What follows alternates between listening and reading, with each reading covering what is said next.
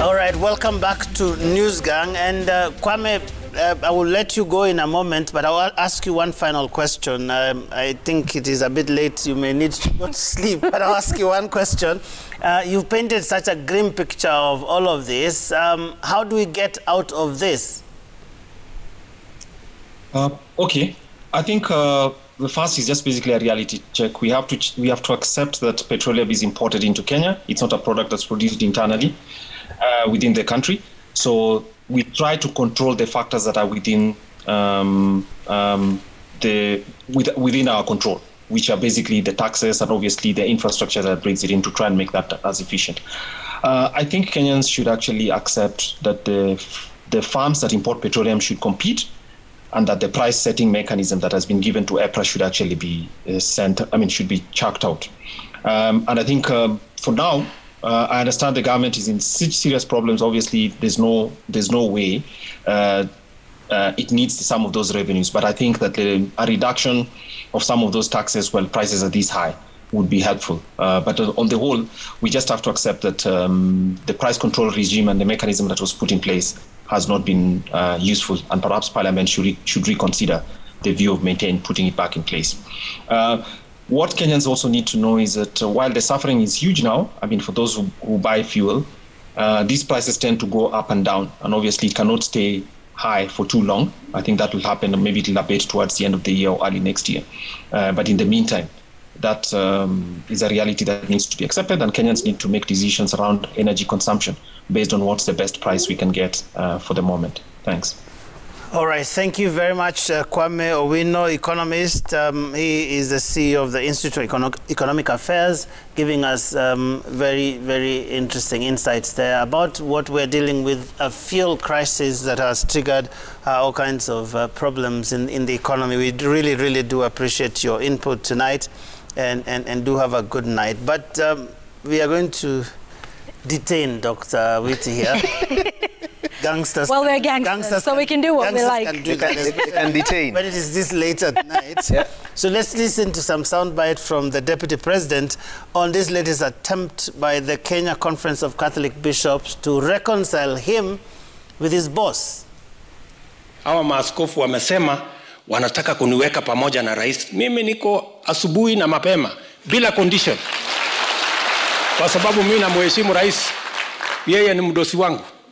Kuna watu tu wakora wamekuja hapo wakaweka fitina mingi. Mpaka wakasemekana huyu Deputy President uweke kando, sijui nini. Lakini mimi niko ready. Without condition, any moment, kwa sababu tulichaguliwa pamoja na Wakenya na walitupatia majukumu ya kuendesha serikali hii ya Kenya mbele kwa muda ambayo tumepatiwa. Wale wengine ambao wameleta fitina wangoje tuende kwa uchaguzi. Uwezi kuja kutoea serikali ambayo wewe hukuunda. Ama namna gani? Si waende watafute vile tulienda kutafuta. Na watatukuta huko tukitafuta pia. I don't know if we have that soundbite of the Catholic bishops themselves when they were making that offer.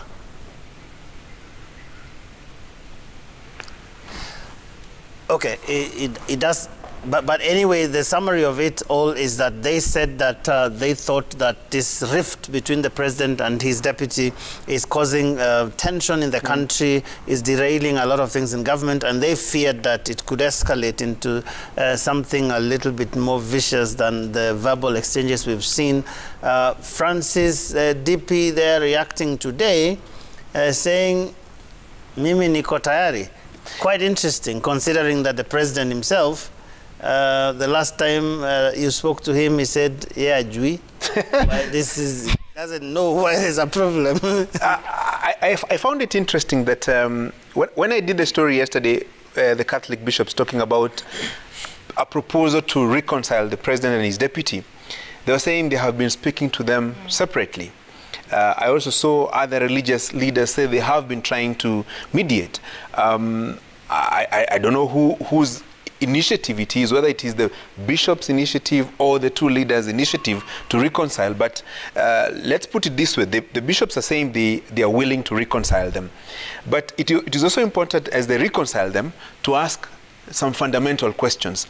What is this that they are reconciling? What is this problem that they are seeking to address? What are these issues that the president and his deputy have that need to be reconciled? Are they personal issues? Are they political issues? Are they governance issues? And what are these issues? Are they issues that Kenyans need to have an idea about? Because these are two leaders who between 2013 to 2017 were together. We even coined a word for them, bromance, you know. But 2017 to date, there seems to be a serious standoff. Initially, that was denied, and actually the media was accused of fueling a quarrel that was not there. But over a period of time, we have realized that actually the quarrel did exist. So what are these issues that need to be addressed? I listened to the Deputy President today talking about unconditional acceptance for mediation. But that was one part of the soundbite. The second part of the soundbite was saying, he was saying, because rais ni mdosi wangu, watu wengine walikuja kudoea serikali ambayo hawakuunda. And of course, this is an inference to the handshake of March 2018 between the president and ODM leader Raila Odinga. So on one hand, unconditional acceptance to mediation. But on the other hand, those guys that came, kudoea, are the cause of the problem. One hand that shook was the president. The other hand that was shaken or shook was the ODM leaders. So you must deal with that dichotomy, because these are two hands. If you're saying one hand was okay and the other hand came to doea, then you must deal with that question in totality. And considering how central the handshake thing seems to be for the president, in fact, Dr. Witi, the last time the president spoke about this, he was actually saying that he does not understand. I mean, that was a handshake which brought some peace in the country. He does not understand why his deputy is upset about it, because even his relationship with the deputy in the first place, the alliance was based on an initial handshake. I wonder what your take is of what the bishops are saying right now. Well, I guess the bishops are eager to solve a problem which they think they understand. But from what I read of the politics, the rhetoric, and the conversations, the president and his deputy are on two different paths in terms of how they understand the country going forward. The president believes that the structure of the executive is an issue. The winner-take-it-all, the zero-sum game that we've created is a fundamental problem. The deputy president believes that that's politics. You compete, and the winners basically just have to toe the line and wait for another day to compete.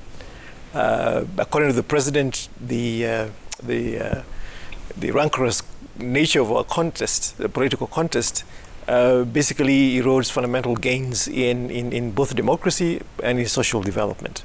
And he's all for an inclusive approach to how power is managed in the country. And power means how the structure of the executive works. So how these two different worldviews get reconciled, because you even remember when the ruling of the Court of Appeal was read, he has said he'll respect it, but he does not agree with it, fundamentally. And he also thinks that, he actually hasn't said it, but he thinks they're politically naive. They don't understand what he was trying to solve with this BBI, the larger political question, which somebody might imagine that the Supreme Court might bring that to bear and basically recontextualize the discussion. There needs to be a political solution to the zero-sum game, winner-take-it-all approach to our government structure and political contest. So if the president is ideologically wedded to that worldview, it is difficult to see how a reconciliation is possible. And Yvonne, this is an interesting point that Dr. Awiti raises, because what's been going on in my mind about this is as follows. I mean, where do you draw the line between legitimate political debates that go on in a country, because I mean we have an election in less than 11 months, and you'd expect that right now people will be going out there and saying what, basically enunciating what their vision of the country would be, and necessarily that would be different from the next guy and the next guy. And so what we have here might be the president and his deputy have different political ideas going into 2022. And certainly right now, as we see, their supporters are not carrying pangas and slashing each other. So where do you draw the line between legitimate political difference of opinion, which is quite healthy in a democracy, and something that could be more pernicious, something that could lead to violence in the country? Because the fear that the clerics basically were expressing is that this is confusing their supporters, that this is likely to lead to tension that could bring chaos during the elections. And indeed, they're not just diametrically opposed in terms of their ideology. They literally are going in opposite directions. One of them, his term is coming to an end. The other, so one is in the sunset phase, if you like, and one is looking towards, sunrise and saying, this is what I want to do. And in fact, the president did say that to you and the other editors during that interview at State House. He said, you see, I think things are different with us now because he's obviously running for president and wants to run away, in a sense, from this government, and has to carve a niche for himself that would be very different from the government as it is now, as offering himself as, a different, as an alternative to that. And so these are two men moving in different directions, albeit, with a lot of issues that exist between them. And I think, like Francis said, for what exactly is happening between these two people, at some point is not very clear. Maybe it's personal, I don't know. Sometimes it seems that way, sometimes it doesn't. Other times it's a political issue, but a lot of what is happening now is typical of 11 months to an election. There's going to be great contestation on the basis of ideas, on the basis of personalities, because this is what an election is. One candidate has to say, choose me over the rest. This is why. I am different in this way. And that's what each candidate has to say. And, one would have to distance themselves quite, give quite some distance between themselves and the others. And so perhaps maybe for them it's foresight to try and stem what they see could be a problem. Maybe it is not there yet, who knows, but probably just out of abundance of caution. Also, in the event things do take a different turn, we will go back in time and say, well, did anybody try to make any efforts at mediating these two? And they will be on record as saying, we tried and we made that. But a lot of what we're seeing now is simply political contestation between two people moving in completely opposite directions than when they were in 2013. They were walking side by side, parallel towards a common goal. Now, one's going home, another is looking to come into office. And we can listen to what the president had to say about that, Francis, before you come in, saying that he really has no idea what this is about.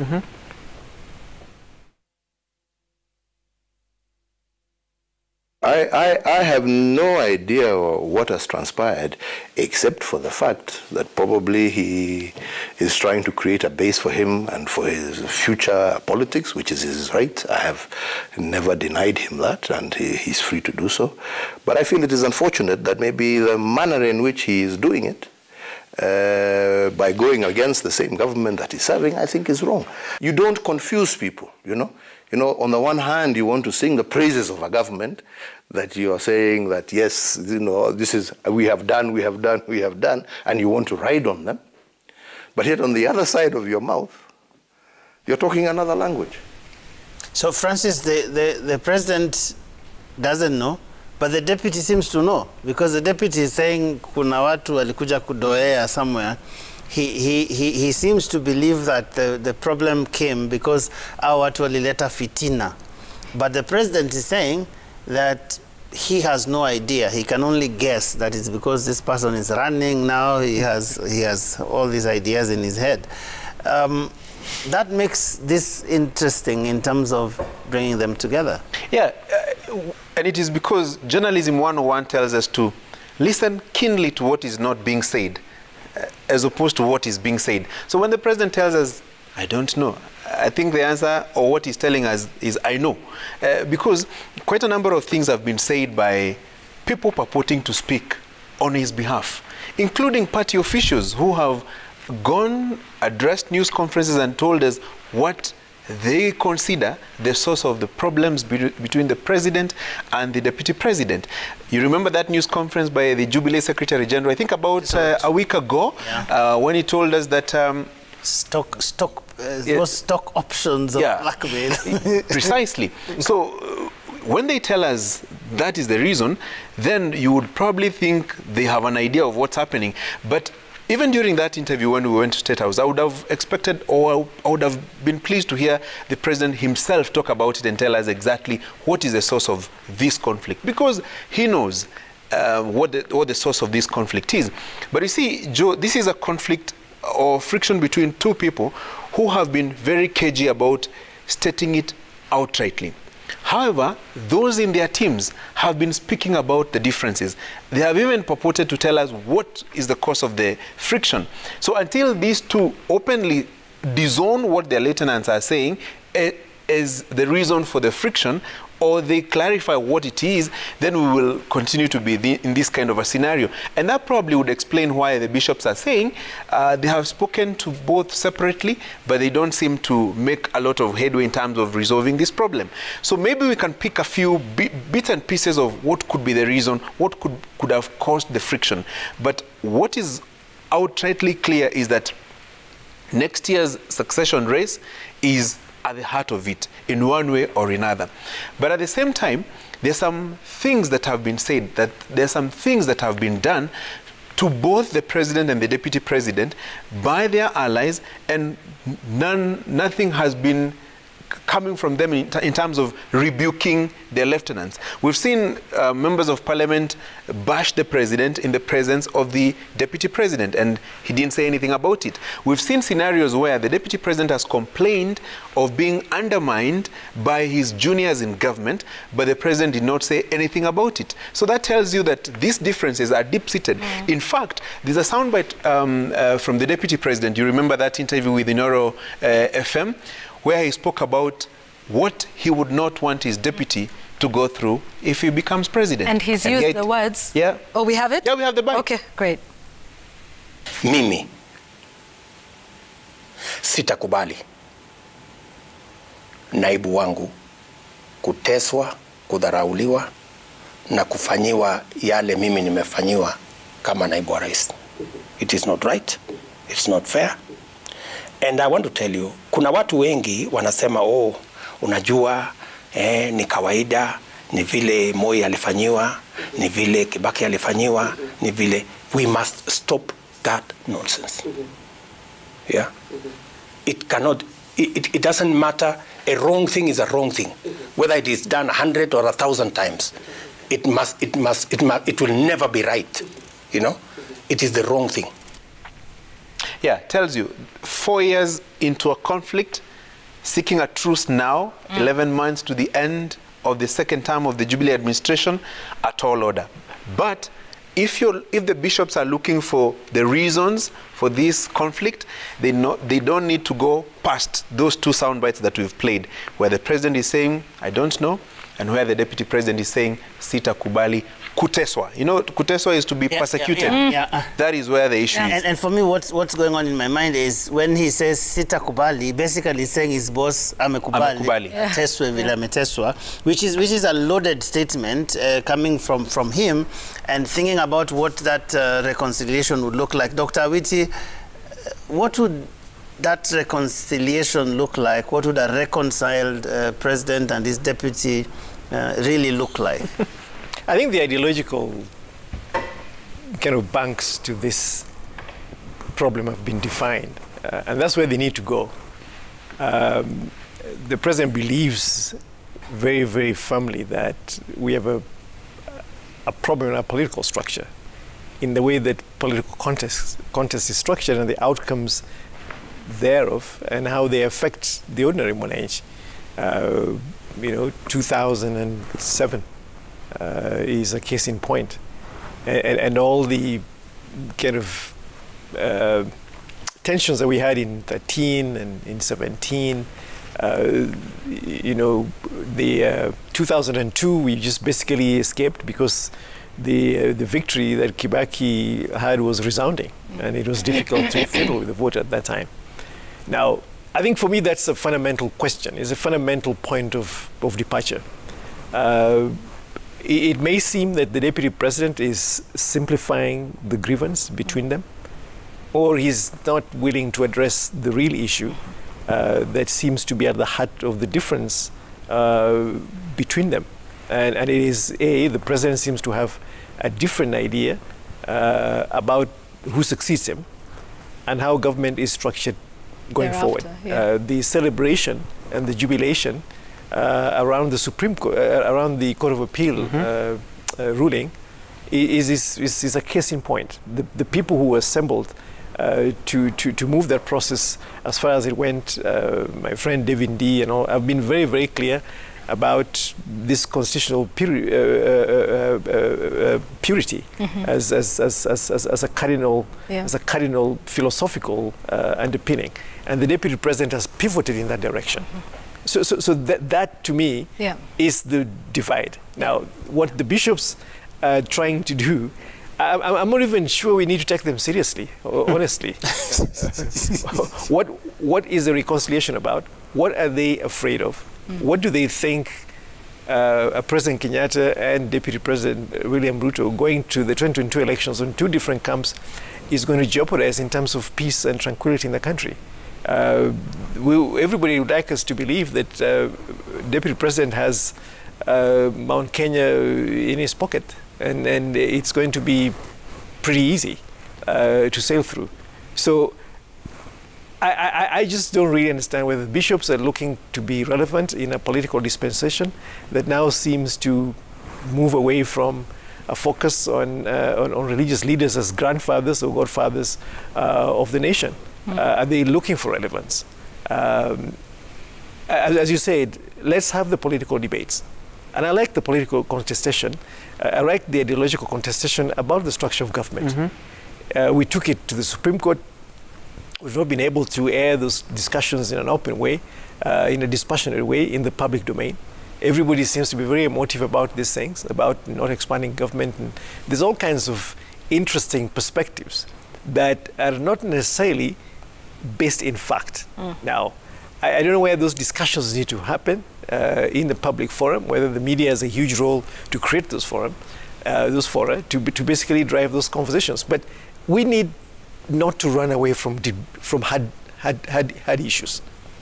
There's so many conversations in this country that we are afraid to have all the time. And when I see the bishops do what they do, they're basically obfuscating. They're basically trying to hide behind something. Let the deputy president, as Ivona said, let them come out, and you also said that, let them come out and talk about what the issues are between them.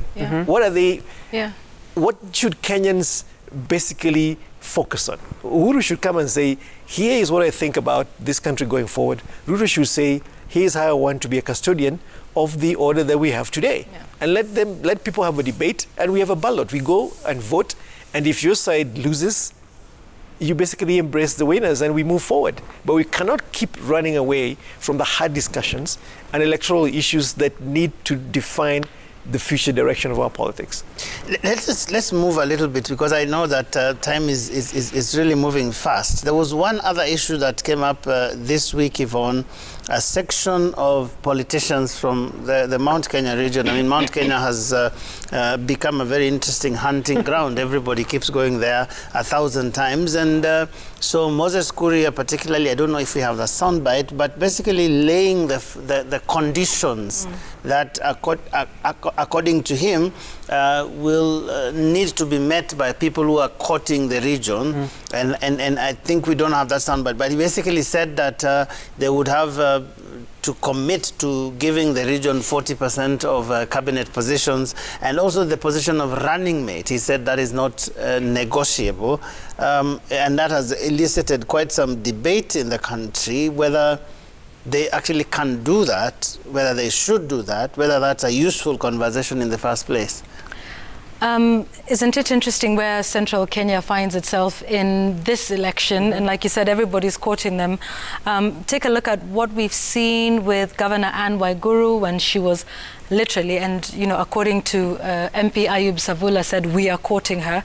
We also saw her then, excuse me, with Kalonzo Musyoka, you know, the leader of the Wiper Party. And it's this quest now, even as there's jostling within, you know, some of these alliances, like the One Kenya Alliance, as to who will be the candidate.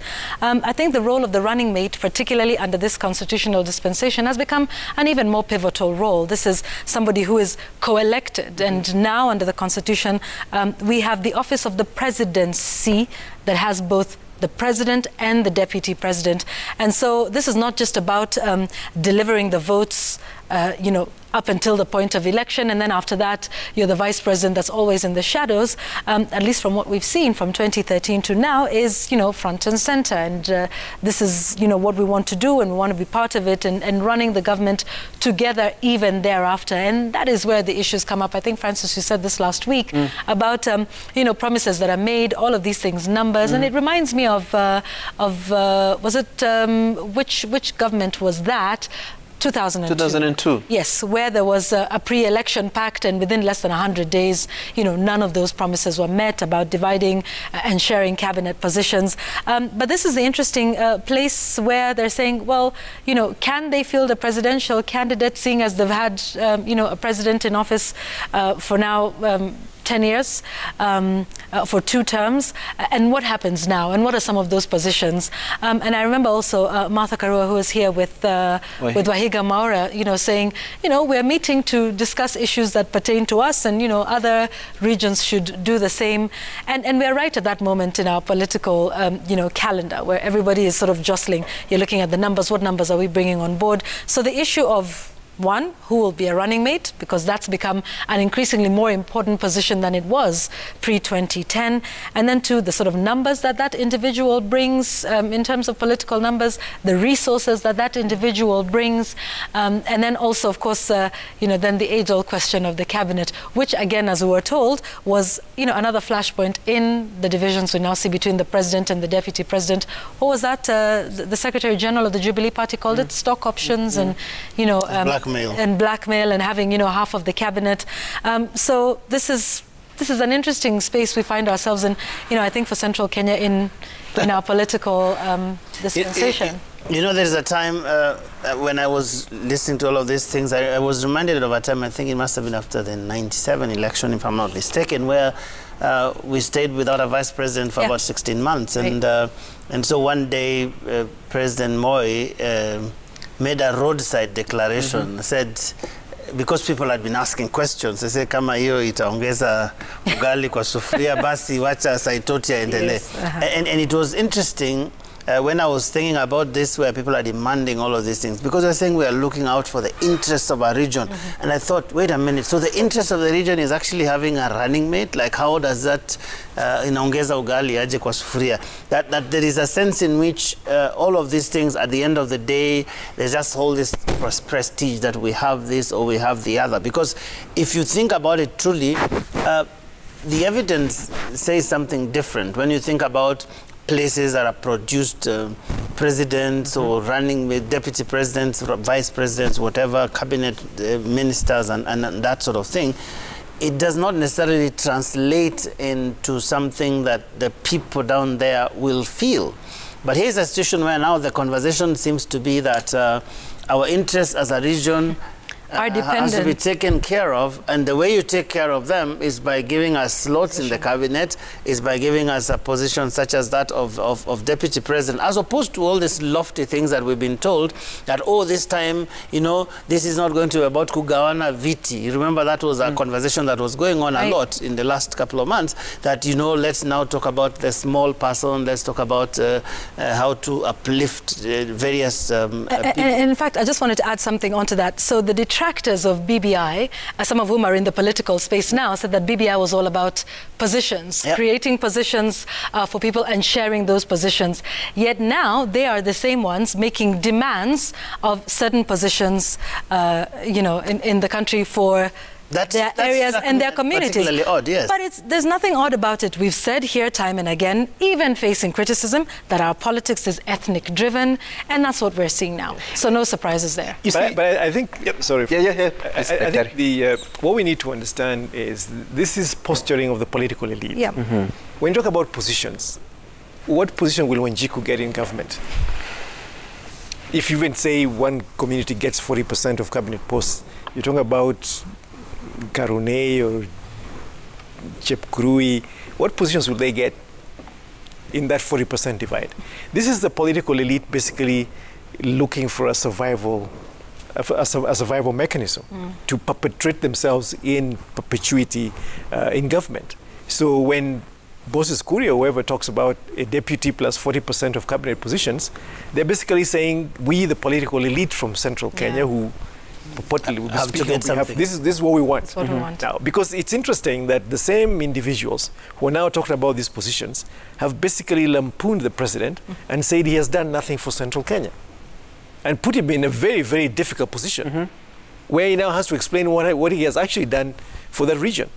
I would be interested to know exactly what has gone to Rift Valley just because Deputy President William Ruto is from Rift Valley, for instance. I would like to see whether there's a direct correlation in many, many respects and in ways that touch the lives of ordinary wananchi.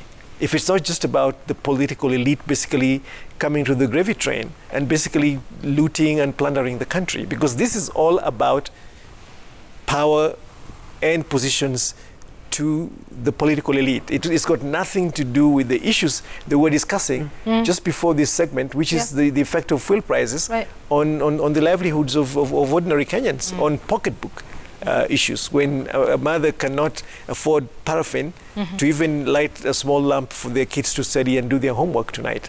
I think these are the fundamental questions. And we, the intellectual and media elite, basically need to help direct the conversation back to the issues and say, do not be distracted by this political elite. And unfortunately, the bishops are getting into that bandwagon. Yeah, Joe, I wanted to say exactly what Dr. was saying. You see, when you hear talk or any discussion around positions, whichever percentage it is, at the heart of this discussion is political survival for the political class, first of all, and those very close to the political elite. Because not ordinary people will get these positions, even if they are given to Region A, Region B, or Region C, or Region D. What I think is more important is to have a discussion around the various interests in a region that would drive or grow that region's economy. If, for example, you're talking about the coast, is it possible for the coast leaders to come with ideas, policies that would help that region grow economically? The same with Rift Valley, Nyanza, Northeast and Central, whichever region. First of all, because if the economy in that region grows, it means almost everybody in that region will feel that growth, as opposed to one position, 10% of positions or 20 or 30 going to one region or the other, because the beneficiaries will be well outlined and they're not down here, they will be up there. And on behalf of certain people who will have gone to the table to negotiate these positions, number one. And number two, this is the season of negotiations. We must not run away from it. It's the season of negotiations. And you will hear a lot of such demands. And these demands will largely be made on account of the numbers as they look on the on the voter register. If a region feels it has this number of votes, it will use those numbers to dictate or to demand a certain percentage or share of the government. So in this particular case, what you hear some leaders from the Mount Kenya region argue is insofar as the numbers are concerned. But now the question is, will these numbers vote in an absolute manner? If you're talking about 6 million, 4 million, 2 million, or 1 million, or whichever number, are these numbers going to vote in an absolute manner, such that if you negotiate with candidate A or candidate B or candidate C, that these numbers will go to that person directly?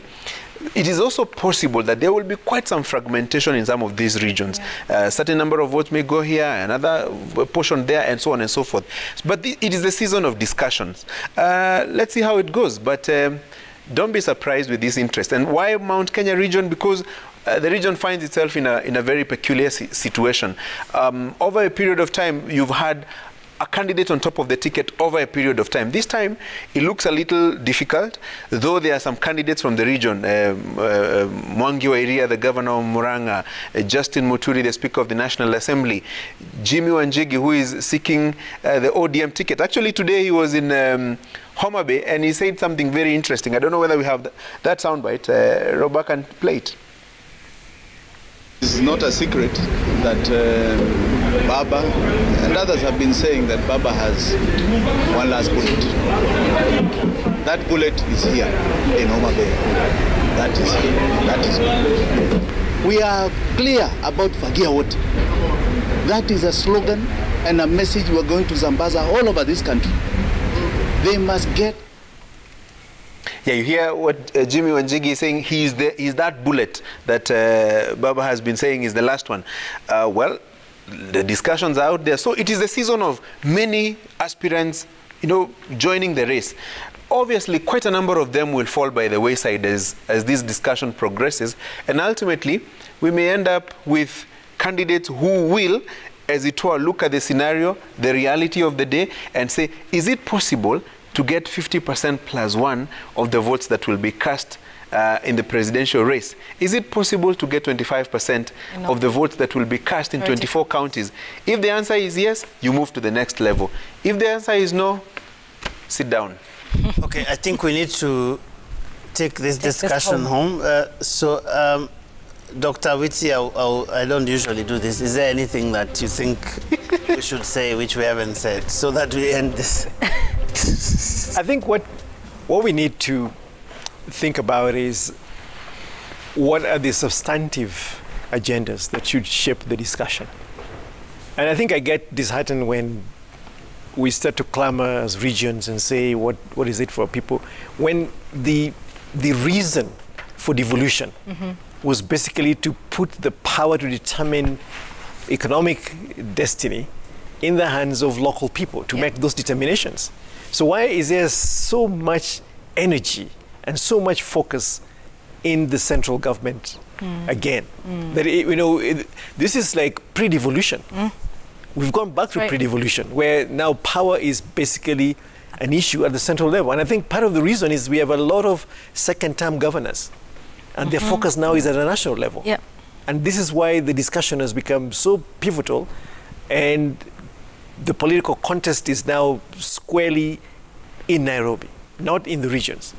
The regions are now forgotten. There's nobody, we don't even know who's going to be running for governor in Nairobi, which is really interesting, or whether we'll have a county in Nairobi at the end of the day. So how do you go back to the premise of the 2010 Constitution, which is a devolved government? Two parts of government that are co-equal, that basically drive and determine the destiny of this country. But what are the big issues? The debt is definitely a big question. How do we retire? How do we responsibly move to a regime of debt that is manageable? All right. Thank you. I think we need to, as Jamila would usually say, take it home. And we begin with the punchline. Yep.